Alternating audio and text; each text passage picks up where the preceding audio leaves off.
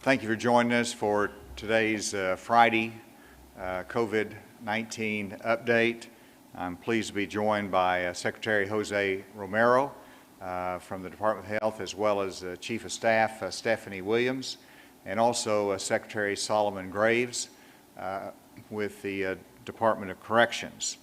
I first want to talk about some good news in Arkansas in terms of our economic recovery, and that is the unemployment numbers that were announced today for the month of July that reduced our state unemployment rate to 7.1%. This is down a full percentage point of that in June at 8.1%, and in May, as you know, it was at 9.6%. So over the last 2 months, we've reduced our state unemployment rate from 9.6% to 7.1%, and the current unemployment rate is 3% below the national average. This is good news. Arkansans are going back to work. Jobs are being created, and to put it in more personal terms, whenever the unemployment was reduced, that means that there's 14,000 more people working today than there were at the beginning of July. And so we continue to consider that good news for Arkansas, showing a recovery of our economy. And we are creating jobs, but as long as the pandemic continues, we're still going to struggle in terms of our tourism, in terms of anything impacted by travel that is constrained, and that will result in a significant number of employed. And so we have to really keep at it, hoping that this pandemic will end, because that's whenever it will signal a full economic recovery. But Arkansas is doing well with that reduced unemployment rate. In terms of cases, let me go ahead and take that message. And today we had an increase of 887 cases. And so that is a higher number than we've experienced in the last few days. That brings our total numbers to 55,652. We have 10 additional hospitalizations. That brings us to 509. And sadly, we have really the largest number of deaths in a 24-hour period that's been recorded at 22. That brings us to 663 deaths as a result of COVID-19, and that's certainly a sad day for many Arkansas families. Dr. Romero will have more information on the details of those. In terms of testing, we had another very robust day in testing with 6,396 test results over the last 24 hours, and that shows a continued trend of strong, robust testing here in the state of Arkansas. Let's go on to the graphs, and let's go through this just a little bit slower. You can see the today that's about the 4th highest day that we've had. So we're not anywhere close to where we've been on a couple of high days, but that is a significant new chunk of cases that has been created in the last 24 hours. You'll see the pattern here in just a moment. Go to the 7-day rolling average, and you'll see that uptick as a result of that higher number today. I hope that that is not reflective of where we'll be tomorrow or the next day, but I want to spend some more time talking about that and challenging everyone as to what we need to do. And then if you go to our hospitalized, you see that has an increase of 10 as well. And then if you'll go to the number of active cases, whereas we've had a number of days of downward trend in active cases, we do have an uptick here in active cases because of the increased number that we have brought on that has received the infection. And then we wanted to look at this. This reminds everybody we have work to do in Arkansas. And so you've got the public health regions in Arkansas, and you've got 5 of those. And of those 5 public health regions, you see right now 4 of them with an uptick. Now, you got to put it in perspective that you have the long downward trend in northwest Arkansas, even though you have a little spike today. That's clearly overall a downward trend. But you've got a downward overall trend with central Arkansas, the same thing with the blue, which is northeast Arkansas. They're on a downward trend, but you've seen that that downward trend was broken because of the cases in the last 24 hours. And the same thing with the green, which is southwest Arkansas. It's been very flat, slight uptick, as I mentioned today. And so every region of the state, you can see this on the information provided by the Department of Health.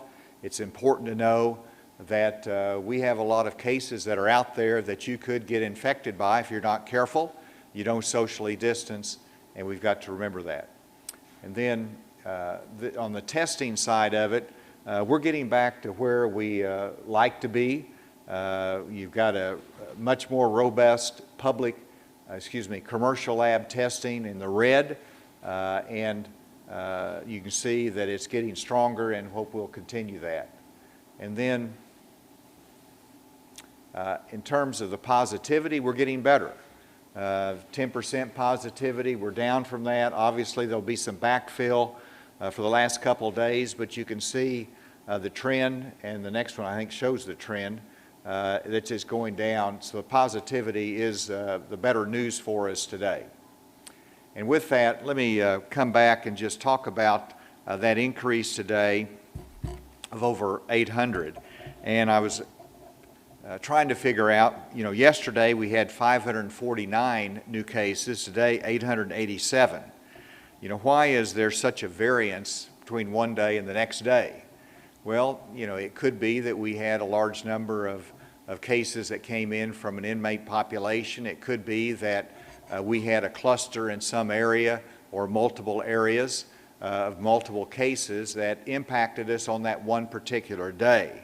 But clearly, what we're seeing is that we've had a number of clusters from group gatherings. They're not associated with schools. They're associated with other activities that go on in the routine of life. But that is not smart, it is not good, and that leads to cases and that leads to deaths. And so we have to be mindful of this. We're not back to normal. We have more work to be done, and we're asking those in the schools to socially distance and wear a mask. And so if you go to a different kind of social gathering, is not the same logic and necessity applied to that gathering. So please make sure that the environment that you go to, you think it through. Who's going to be there? Are they going to be from out of state? Have they traveled there? Are there people I know and have a relationship with? Are there going to be a whole bunch of strangers there? What's going to be the environment there? Will people be wearing masks? Because you might go in and set a good example by wearing a mask, but if somebody else doesn't, then that doesn't help a whole lot. You need to have the team effort in wearing the mask, and you've got to ask yourself that question as you go to a particular event. And so just be careful, use common sense, and we can work together to reduce those cases. I did want to announce today that we have completed our goal of 100% testing of our state prison system. That was an objective that we set about a month and a half ago. It's taken a lot of work, and I want to congratulate Secretary Graves and Dexter Payne and the team there and all the employees and WellPath as well for the extra work that they have put in. National Guard has provided assistance. But the result is that we've tested 14,650 inmates. And of those 14,650 inmates, we've had 5,120 test positive. That is roughly a 35% positivity rate of our inmate population. But as Secretary Graves will point out, over the last 2 weeks, as we finish this mass testing effort, the positivity rate has been reduced to 4%. And so that's encouraging news that we are reducing those that are turning up positive in the prison population. We've also tested 4,728 staff, and that positivity rate is much lower. We've only had 378 that's been positive among the staff. And so that's a total of 19,378 of our inmates and our staff that have been tested, and that completes that effort, although this will need to be ongoing from time to time in the prison population to keep a handle on it in the future, and Secretary Graves will have more comments on that. At this time, if Secretary Romero, Dr. Romero could come, and then followed by our Secretary Graves, and then I've asked Stephanie Williams to make two announcements that are very, very important coming from the Department of Health that everybody will be interested in hearing. Secretary Romero.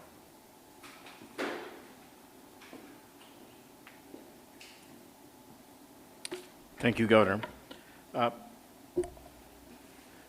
present a few more of the numbers, let me begin with individuals on a ventilator.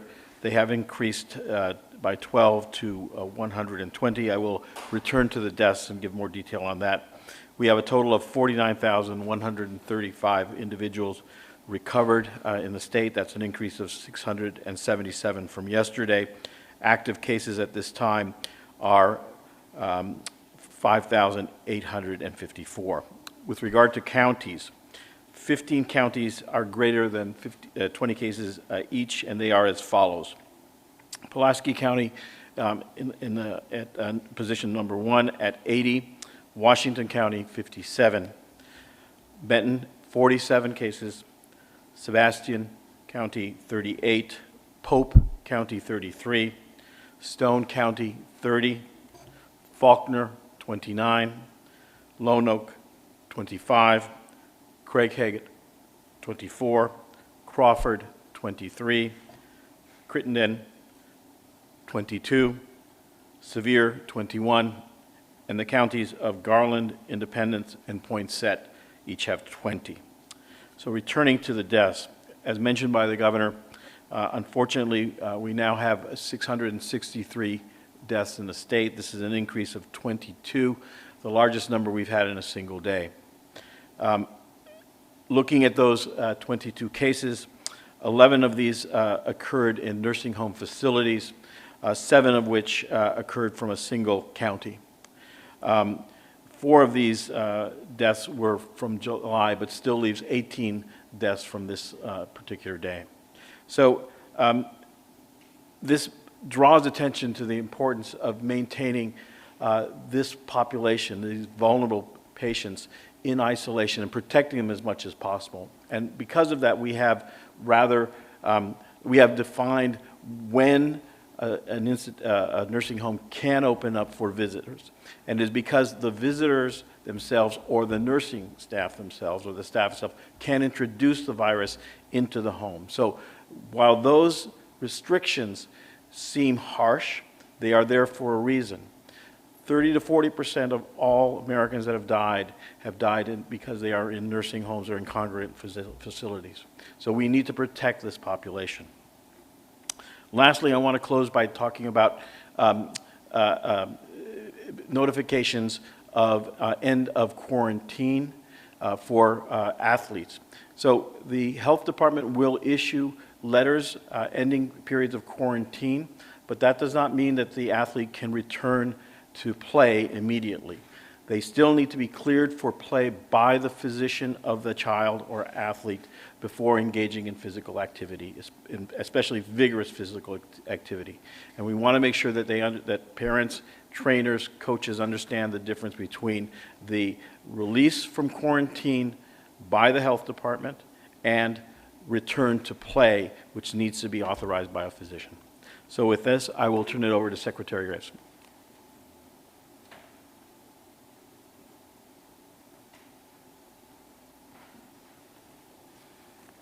And Governor, I want to begin by, as always, thanking you for your continued leadership of the state during these challenging times.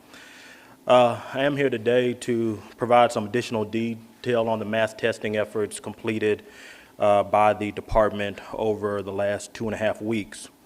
During that period of time, we set a goal of testing just over 8,000 inmates within our care and custody. The final number that was tested was 8,080. Of those, we have gotten results back on 6,699. Of the results returned, 6,406 were negative. The balance of that, 293, were positive, which comes out to a 4.3% positivity rate, as the governor highlighted, which is reflective of the mitigation efforts that we continue to implement within both the Division of Correction and the Division of Community Correction. We still have 1,381 tests pending. I want to echo the statement made by the governor and take time to thank the staff within both the Division of Correction and the Division of Community Correction who have faced these challenging times with a level of excellence that we would expect from them. These are dedicated members of our law enforcement community, and in my book, they are heroes. Also want to thank the Division of Emergency Management and the National Guard for their contributions. We would not have been able to complete this testing effort as quickly as we did without the support from our guardsmen. And finally, I do want to acknowledge our offender population, the men and women who live in our facilities. That is their home. And over these last few months, it has been a challenging time for that inmates within our care and custody, but they have been supportive of our efforts and largely cooperative, not just in terms of testing, but also regarding the wearing of masks within our facilities.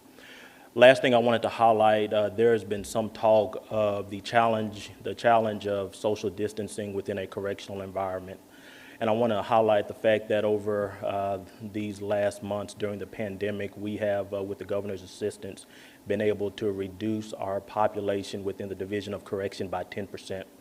That is due in part to the slowing of new commitments from the local courts, but it is also due to the fact that we were able to implement a modified Emergency Powers Act release program at the end of April, which generated 834 early releases from the Division of Correction. And yesterday morning, the Board of Correction, with the governor's approval, authorized the moving up of 481 inmates, moving up of their release dates. This second group of inmates were previously approved by the parole board. Most of them have release plans that are already ready to be implemented in the community.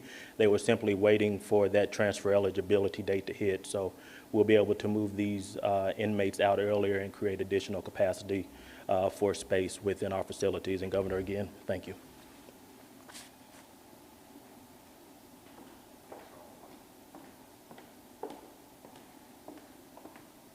Good afternoon, and I want to express my appreciation to the governor for letting me make these two announcements. The first relates to the medical marijuana cards. In April, we extended the expiration date of the cards, and the 6-month extension will come to an end September 30th. So we wanted to let people know that they need to make plans to renew their applications so that they don't have a delay in receiving those renewals. The process can still be done either online or by paper. And also the required medical certification, they can receive that certification through a telemedicine visit. So either they can see their doctor in person or continue to use telemedicine. But those requirements will go back into effect after September 30th. So we also wanted to alert folks that we've had some reports of fraud, and this stems from contact tracing. On the good side, we have now 600 contact tracers that are actively calling Arkansans every day, but unfortunately, criminals have taken this opportunity to call and pose as contact tracers. So these individuals are asking questions about bank accounts, credit card numbers, cash, and that is something that a legitimate contact tracer will never do. So we just want people to be aware, and if they want to verify, there is a number that they can call. The number on the slide is 800-803-7847. So if you have a concern about a contact tracing call or want to verify that it was legitimate, you can certainly feel free to call that number. Also, the two providers that are making these calls each have a unique phone number that they are using that can be helpful for identifying the caller as legitimate. The first number is 877-AR-COVE-19, which is 877-272-6819. The second number that's being used is 833-COVE-19. So that's COD 2019. I'm sorry, that took me a minute. I was trying to make sure I was saying that correctly. It's CVD. I think I said it incorrectly the first time. So let me start again. 833-CVD 2019. And the number is 833-283-2019. And then we also have had a report of someone that's posed as a health inspector. And this individual went into an establishment and actually said, you know, I'm here to do your health inspection, but you'll need to pay me $25 to complete your inspection and give you your report. That's also not legitimate. Our inspectors will never ask for payment. There's no need to pay for those inspections. And they also should have identification that they can present to verify who they are. So anytime there's a concern that someone might not be who they say they are, please feel free to tell them you're not going to pay them and that you're going to call and verify that they are who they say they are and represent the department. We'll be happy to work with you to do that. The number for the environmental department to reach them directly is 501-661-2171. That number during business hours will get you immediately to someone who can verify those credentials. You can also call our main number or also report it online. You don't have to make a phone call. Our website is healthy.arkansas.gov, and down at the bottom of the screen there's a red box, and that red box it doesn't say a complaint or concern. It's very nicely worded, but it basically says if you have an inquiry, want to leave a comment, or have a question, contact us here. That is the box. That red box, when you click on it, there'll be a pop-up that lets you send an email that goes directly to our communications office, who routes it to the department it needs to be sent to. So those are the easiest, most common ways to contact us, and we ask that you do that if you have any questions. And also, if there are any questions about the renewal process for the medical marijuana cards, also feel free to contact us that way for a prompt response to your question. Thank you, Governor. Goodness. Thanks, Stephanie. Any questions? I have a question. Governor, I'm the director of Arkansas Poor People's Campaign, and we're very concerned about the persons that are going back into school buildings, not just the bus drivers, but the teachers, the administrators, the educators, as well as the students. And we're hearing that many students still don't have the Wi-Fi access that they need. They don't have the laptops, and teachers, as you know, are resigning. So what are you going to do to help provide safety and equity in the Arkansas for public schools? Well, as you may or may not know, of course, we have provided Wi-Fi access points, put $20 million so that we can try to help the local school districts as they have to shift to online education, that they will be able to provide their rural students with those access points. In addition, of course, we set aside $1 million of PPE to assist the local school districts if they were behind in their order, even though they have additional money to do it. And so we're working very hard to make sure that the schools are ready for education this year, and it takes a teamwork to do that. But I think your question points out that the best option, because of equity concerns, is that we have the classes in the school facilities. That provides the best opportunity for all to get a good education, and they don't have the same handicaps because of where they might live. Yes? On the prison testing subject, now that you've done the testing on 100% of the population, what's the plan going forward? When are, in terms of testing at prisons? You know, we want to be able to not have to do it once every month, but we want to be able to regularly test in the prison, and we will set up a plan for that in the future. Did you have anything more on that, Dr. Romero? So we'll be working on the next phase of that as to exactly how to consistently have some testing protocols in the prison. Obviously, we'll be doing it if there are any symptomatics or if there's one positive case. We do have, you know, our protocols in that we go in and test all of those that might have close contact with them. Yes? Governor, you said several times over the past month or so, we have time to get the spread under control by the time school starts.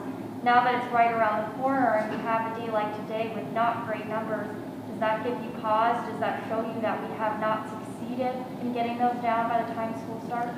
Well, it tells me that, you know, we are not being disciplined in all of our activities every day.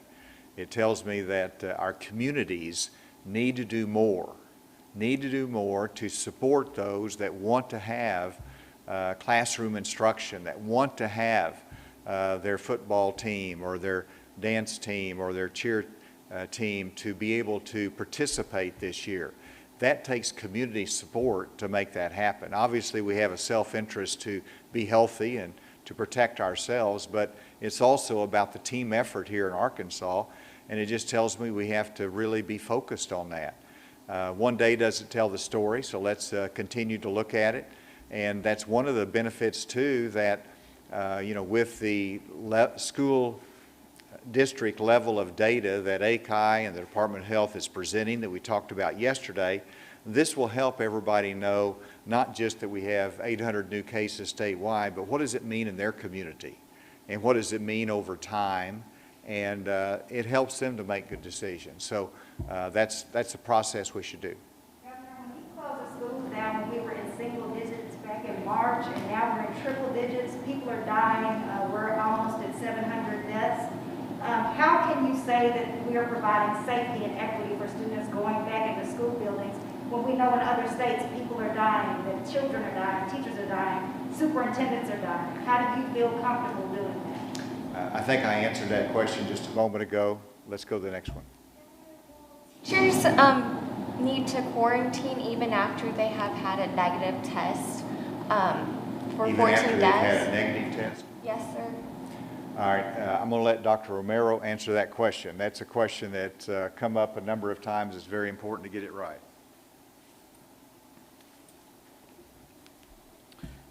So that will depend on the exposure of the individual. So if the individual is being tested for COVID, there has been a significant exposure. There should be a 14-day period of quarantine even with a negative test. So allow me to take this moment to explain again. The test, a negative test, is not a definitive negative for that person. That person may still be infected and still be within the incubation period. That only looks at that particular day. A person who's infected can develop symptoms within 14 days of being infected. So a negative at 5 days does not mean that that patient will not develop symptoms later, and that is why they need to go in quarantine for a period of 14 days. Yes. Superintendent of the Little Rock School District, Michael Poore, has said that we need to give more deep thought into how to make modifications for teachers who are at high health risk. Do you agree that modifications need to be made for these teachers, and what do you think they should be? Absolutely. Whenever you look at a teacher with a high health risk, you've got to look at different things that can be done. It could be that they can simply work virtually and assist in the virtual education. It could be that it's necessary to put plexiglass in their classroom that will add a level of protection. So all depending upon the circumstances, the need, and how that can be worked out with the school district. I've seen perfect examples of how a school district has accommodated those health needs, and every superintendent, every school district should be looking at that issue in reference to their teachers. Obviously, we have to have the education done, but there is some flexibility, and I applaud those districts that are trying to go the extra mile to provide the protection, but also the flexibility as it's needed. Is there any plan in place to open up visitation again at prisons? Not at this time. You can see it's still a very sensitive environment, and while we've gone through and we've tested everybody, that could go awry. The progress we've made, if we have something that comes in from the outside that leads to infection. So at this time, regretfully, that's not a possibility. I do understand that we do have some accommodations for video visitation. Is that right? Do you want to expand on that?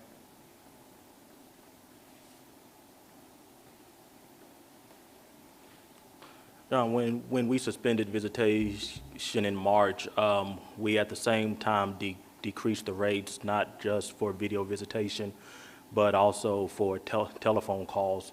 While it's not the same and it would be the preference of the families and loved ones of our inmates for them to visit their loved ones in person, we have made video visitation and telephone calls as cheap as possible for the inmates to utilize. We have also increased the amount of time that equipment is available to inmates in their barracks to make up for the increased demand on those systems. Let's go remotely. Is there any question remotely? Yes, Governor, this is Josh White with KAIT. I was calling to see if you guys could tell which county saw the seven people die from one nursing home in one county. The question was as to which county was referenced that we had 7 in a nursing home. Yes. And can I give that? Yes, sir. Little River. Yeah, it's Little River County. Next question. Governor Mike Neal, News. Can the spike in Washington and Benton counties be attributed to anything specific, like a workplace or group gathering? And does that large spike across the state concern you about schools opening Monday? No, Benton County and Washington County, they've been on a good trend. Obviously, today we've had them back on the top 20 list, and that's not good, but we want to look at it for a couple of days, and we've got to look at more in depth on these cases as to whether it is just broadly in the community or because we had increased testing that day. So as we get more information, we'll be able to answer that more clearly, but that's all we have right now. Governor, this is Mike McNeil at MagnoliaReporter.com. It appears that the northern Gulf Coast is going to be struck next week by 2 hurricanes in the Tuesday-Wednesday period.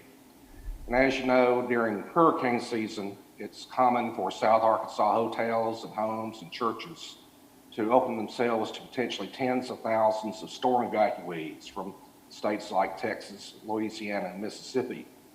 However, this year we're dealing with a situation in which the COVID infection rates in those states are higher than our own. I'm wondering, first, does Arkansas plan to discourage hurricane evacuees from crossing into the state? And second, in the alternative, will Arkansas create special evacuation centers so that Gulf Coast evacuees can be kept separate from Arkansas's general population? Thank you, Mike. That's a very good question, and the answer is that we want to monitor the storms and any anticipation of the necessity of shelters that we might be able to provide if necessary. Obviously, that's not preferable, and we hope that whether it's northern Louisiana or Mississippi can provide the shelters away from the impacted area that's needed. But we will work through our emergency management to see if there are some needs that we need to fill. In terms of the normal flow of people just getting out of the storm area and staying in a hotel or something in South Arkansas for a time, that's not something that we are anticipating foreclosing or prohibiting or putting special requirements in because, you know, we have to be careful about movement, but the way you're careful is to socially distance and wear a mask.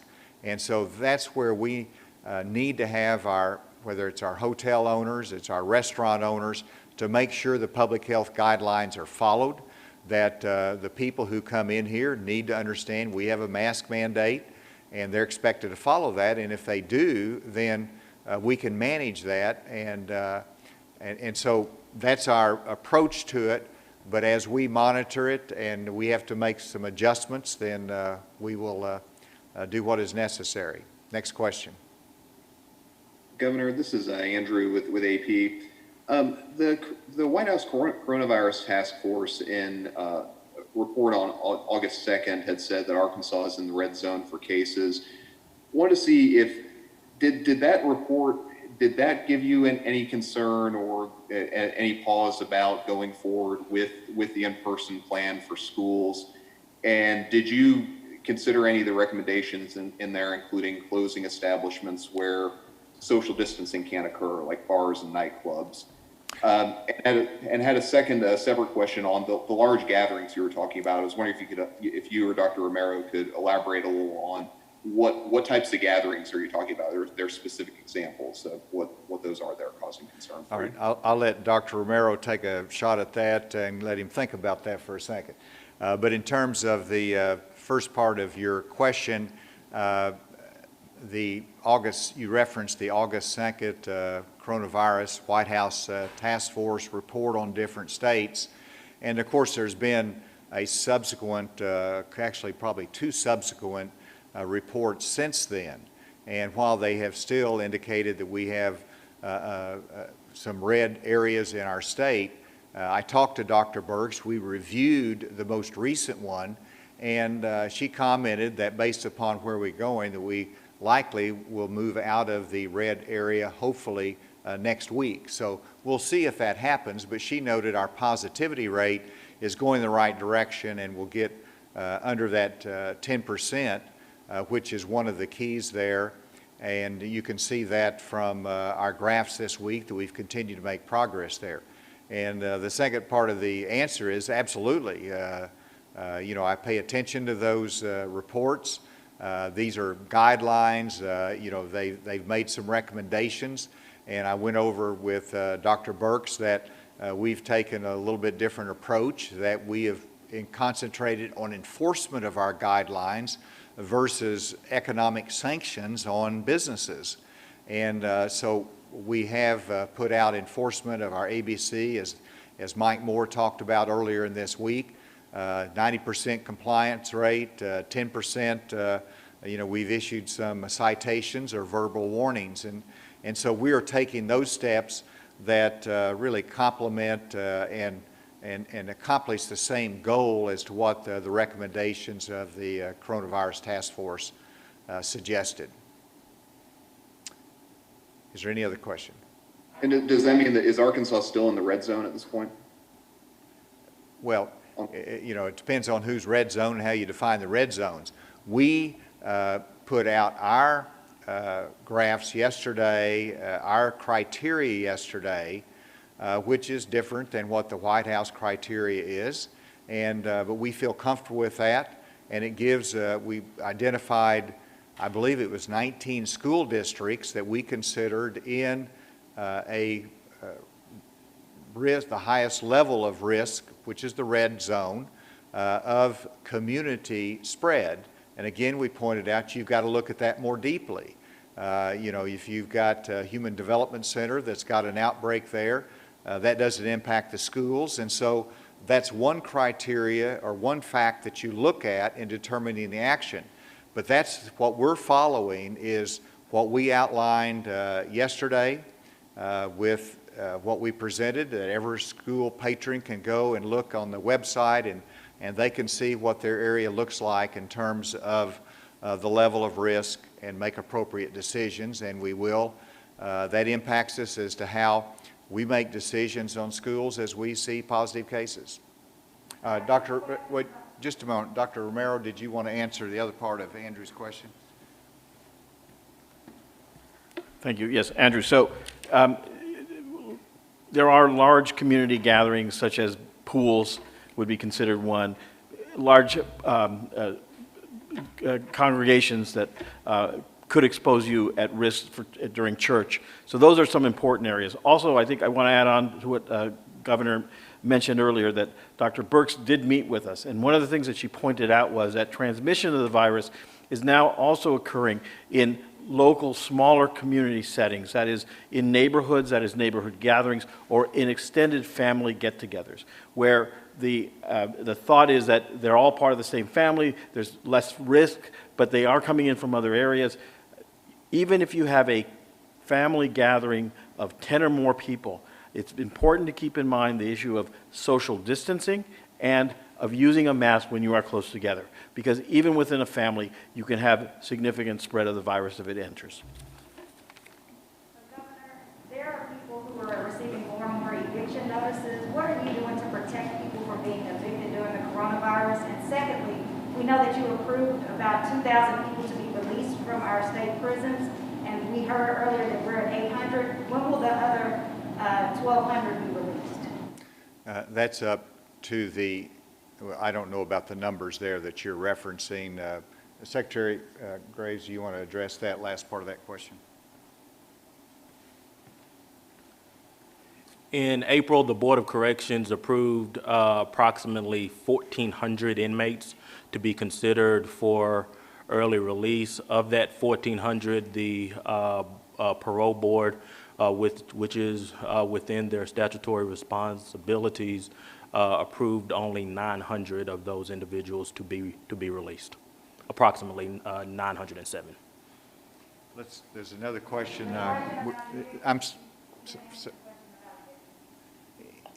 In terms of evictions, there is a rental assistance program through our Department of Finance Authority, and so there's funds that are available there for rental assistance. There is money through our community foundation, through various nonprofit groups for rental assistance, and so that's what we see as the opportunity for those that are struggling to get that kind of assistance, and we continue to monitor to see if any additional action needs to be taken. I have a question about the mask mandate. Is there any type of like central repository where we can tell whether there's been enforcement or people being cited for this? And do you have numbers on that? I do not. I'm not aware of any citations. I'm certainly aware of the enforcement and the citations given by Alcoholic Beverage Control, but that's for business establishments. But there's not any repository of information if there's any individual action that's taken, and I'm not aware of that. Governor, good afternoon. It's Neil Gladner in Hot Springs. We just heard Dr. Romero give us the medical reason again today to stay quarantined for 14 days even after a negative test. What do you say to Arkansans who would say, I can't afford to be out of work that long, my boss won't let me be out of work that long? Oh, and just yesterday you said in certain circumstances, nurses at schools can go back. What do you tell people in a practical sense about that? I would say that this is a very, very tough virus. These are not rules that are arbitrarily set by the Department of Health. There's not rules that anybody wants to impose. They're rules that public health experts say are necessary because of the uniqueness of this particular virus. And as you can see today, we had over 20 deaths in Arkansas because of this virus. So you have to take it seriously, and if the public health experts say you need 14 days of quarantine or you could be exposing someone else, that should be listened to. It is a tremendous hardship. It impacts every one of us, whether it's the state or whether it is the workforce for an individual company.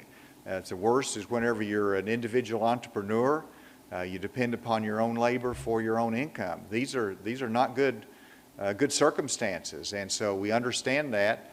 That's one of the reasons we're trying to put out additional economic assistance, individual assistance, so that we can live through these tough times and follow the public health guidelines. But these are not requirements that are put out there because the public health arbitrarily thinks that's a good idea. It's because this virus and the toughness of it says if you don't follow those restrictions, you could be really hurting somebody else. One more question and we'll be done.